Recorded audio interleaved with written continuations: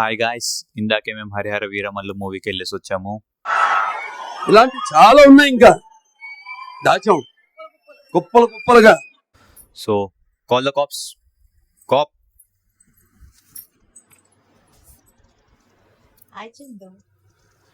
So guys, నేను ఇగో script కూడా రెడీ చేసుకున్నా. ఏం అడగాలి మమ్మీని, మమ్మీ నన్ను ఏం అడుగుతుంది అవన్నీ. So first things first, movie ఎలా ఉందో అడిగిద్దాం. తగలబెట్టండి సార్ నిరంజన్ గారు. మూవీ ఎలా అనిపించింది మమ్మీ నీకు? నాకు మూవీ అయితే బాగానే అనిపించింది. ఓవరాల్ గా థీమ్ అదంతా కూడా నచ్చింది. గ్రాఫిక్స్ కొంచెం చాలా ఓవర్ అనిపించినాయి నాకైతే. బాగా తెలిసిపోతున్నాయి గ్రాఫిక్స్ అనేవి. అవును, మమ్మీ చెప్పింది కూడా కరెక్టే. నాకైతే మూవీ పెద్దగా ఎక్కలేదు అసలు.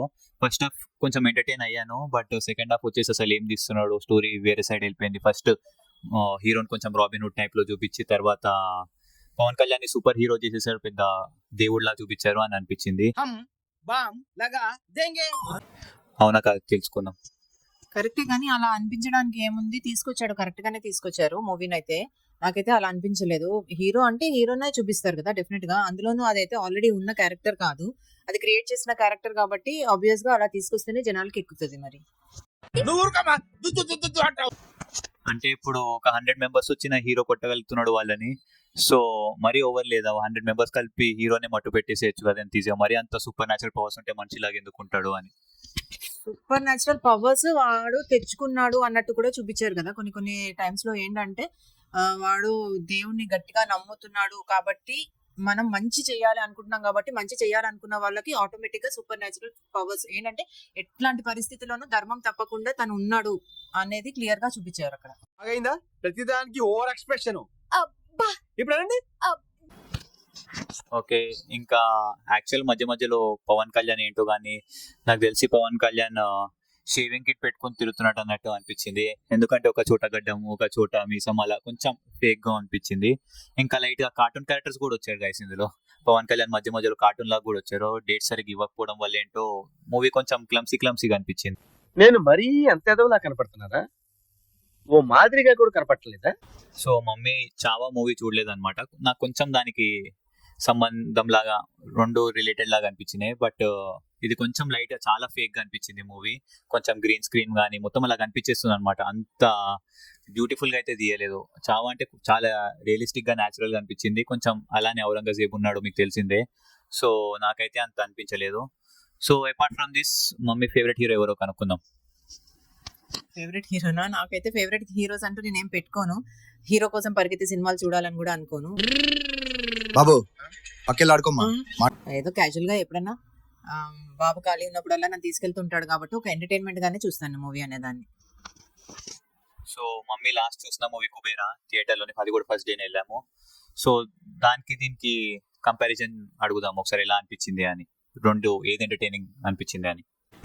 కుబేరానే నచ్చింది, ఎందుకంటే యాక్షన్ వైజ్ గా, టేకింగ్ వైజ్ గా, అన్నిటి వైజ్ గా అసలు కుబేరా దగ్గర పేరు పెట్టడానికి అయితే ఏమీ లేదు.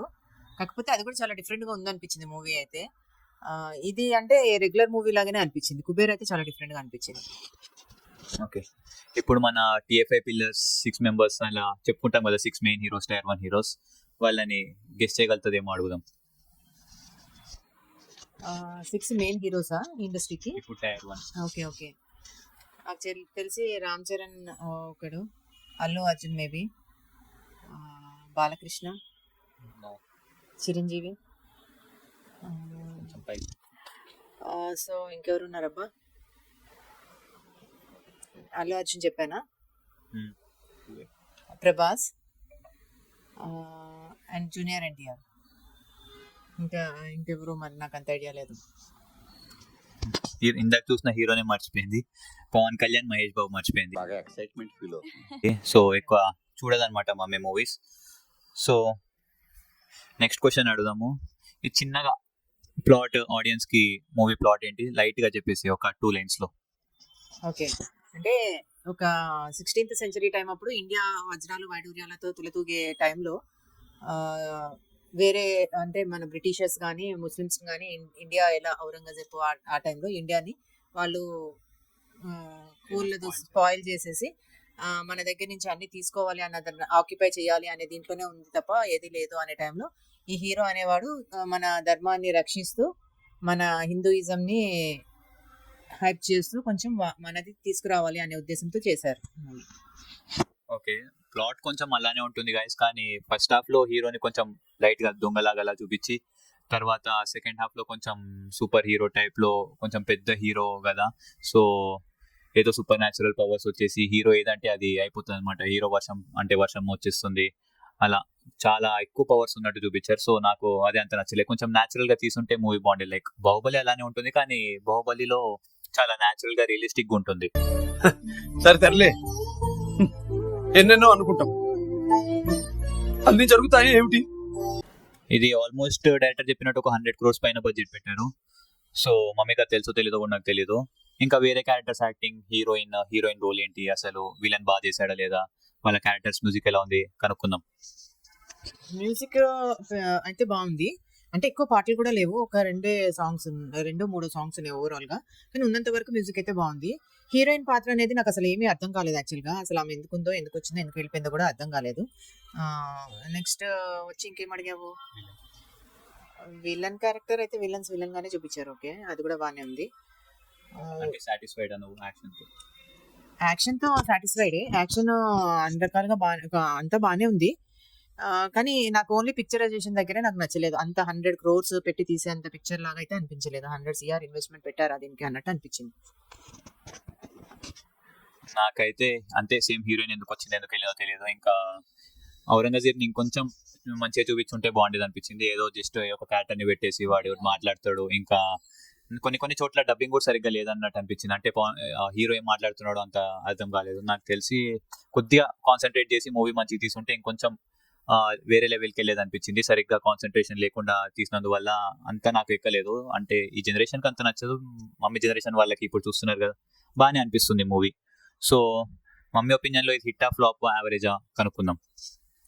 అంటే ఇది పవన్ కళ్యాణ్ ఉన్నాడు కాబట్టి మేబీ రెవెన్యూ జనరేట్ చేయొచ్చేమో, చూడాలి అనే ఒక థీమ్ తోటన్నా జనాలు అందరూ వెళ్ళి చూస్తారు. సో హిట్ అంటే ఓవరాల్ గా పిక్చర్ థీమ్ బాగుంది కాబట్టి హిట్ అయితే కూడా హిట్ అవ్వచ్చు. ఎందుకంటే అంటేనేమో అందరికీ కోపం వస్తుంది, అందరూ హర్ట్ అయిపోతారు. సో గాయస్, ఇది చిన్న review of Harihara Veeramallu. Hope మీకు నచ్చింది అనుకుంటున్నాను. నాకైతే సినిమా అంత పెద్దగా ఎక్కలేదు. ఇంకా నేను మీకు ఇచ్చే అడ్వైస్ ఏంటంటే